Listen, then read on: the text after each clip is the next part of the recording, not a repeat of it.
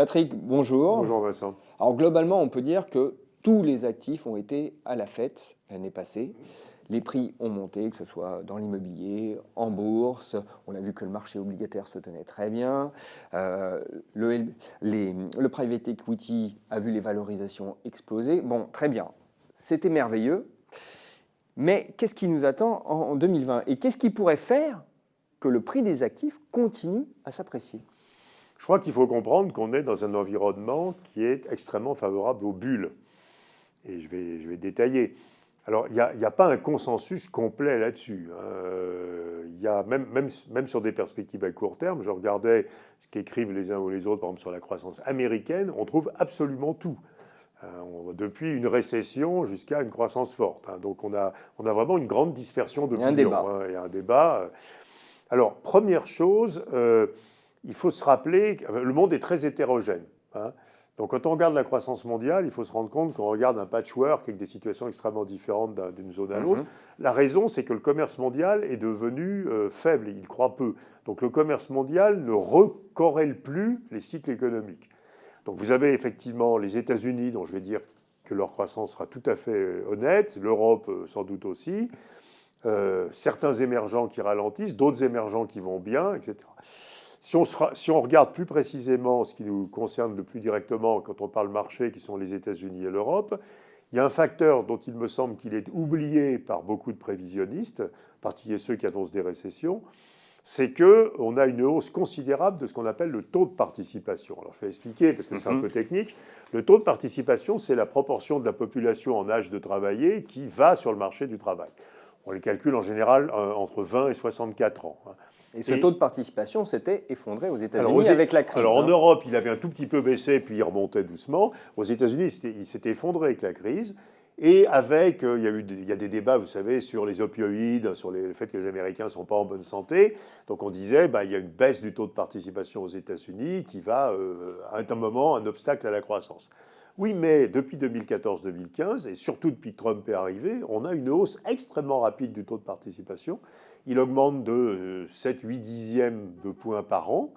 Et c'est énorme, quoi. Quand vous ramenez 7 ou 8 dixièmes de la population, ça veut dire que 7 ou 8 dixièmes de la population de 20 à 64 ans vient tous les ans sur le marché du travail, en plus de ce qu'on a naturellement par la démographie.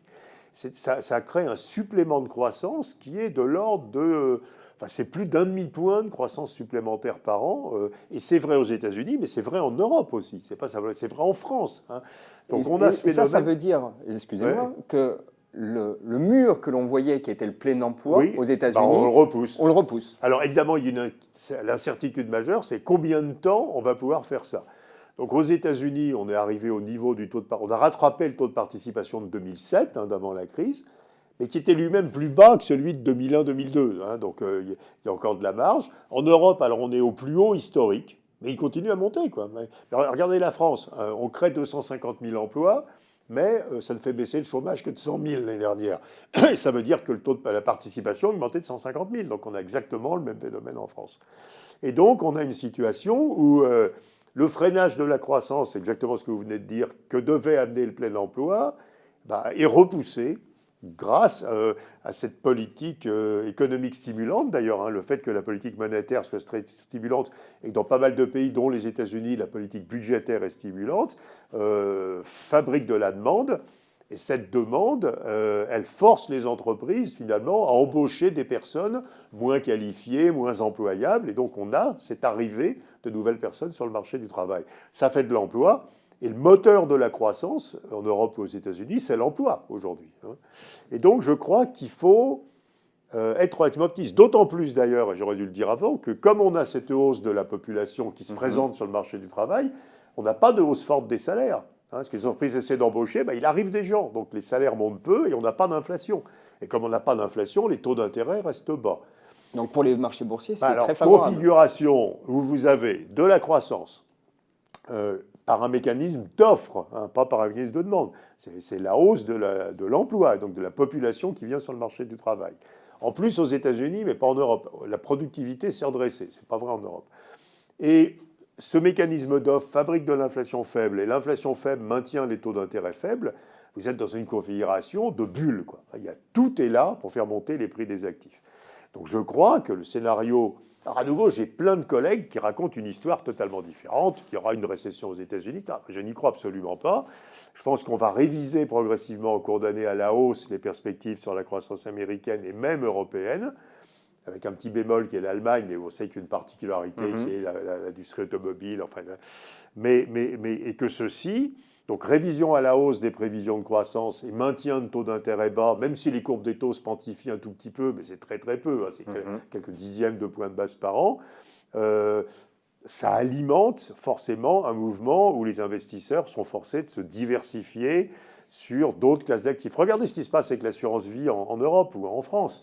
Les assureurs vie, vous voyez, au 4e trimestre, la montée des unités de compte. Donc on a cette diversification, on sort des obligations traditionnelles et on va vers les actions, vers le private equity, vers l'immobilier, vers les infrastructures, vers les crédits, etc. Donc, tous les actifs qui ont profité de la tendance en 2019 vont continuer à s'apprécier sur on peut même en 2020. Alors, on peut dire que c'est une crainte. On peut même craindre que 2020 soit pire de ce point de vue que 2019, hein, puisque 2019, ça a commencé vers le milieu de l'année. Et là, je pense qu'on a vraiment un environnement qui fabrique de la bulle. Le problème de la bulle, c'est que ça finit mal. On le sait. Voilà. Ouais. Alors, ça finit mal de deux manières. Soit tout seul, les prix de l'immobilier deviennent tellement élevés qu'il n'y a plus d'acheteurs, hein, et là, les prix marchés corrigent, ou bien parce que les banques centrales remontent les taux d'intérêt. Alors, j'allais vous le dire, est-ce qu'on n'a pas un risque qu'on ne voit pas aujourd'hui, mais qui pourrait survenir de redémarrage de l'inflation? À nouveau, la variable clé, je reviens, c'est le taux de participation. Moi, je pense que ce qui déclenchera quelque chose de très désagréable, qui sera à la fois le freinage de la croissance et le retour de l'inflation, ça sera l'arrêt de la capacité à monter le taux de participation. Parce que là, on va buter sur le plein emploi, là, les salaires vont se mettre à accélérer et la croissance va ralentir. Donc vous aurez exactement l'inverse de ce qu'on a aujourd'hui, vous aurez moins de croissance et plus d'inflation. Et les banques centrales devront agir. Oui, ou même tout seul, d'ailleurs, le marché corrigera s'il y a plus d'inflation et moins de croissance. Il anticipera. Voilà.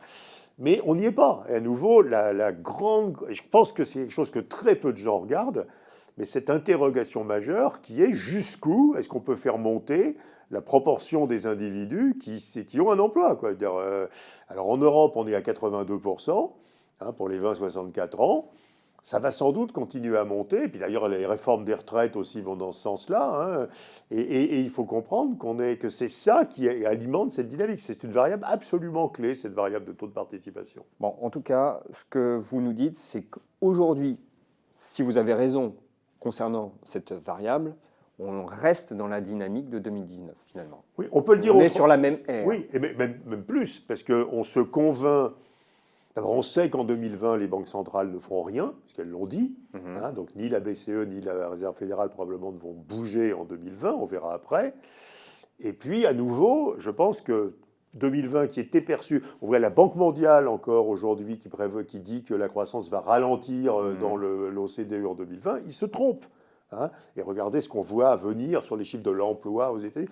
Et donc, on va réviser à la hausse les perspectives de croissance.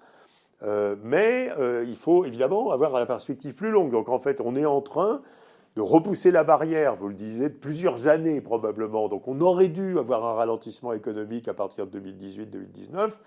On ne l'a pas, et la croissance continue grâce à ce mécanisme de création d'emplois. Mais on va l'atteindre, cette barrière. Mais alors est-ce que c'est en 22, en 23 vous voyez, on est en train de repousser la barrière. Mais on a un peu de temps devant soi. Oui, c'est ce que vous dites aux investisseurs. Patrick, merci. Merci Vincent.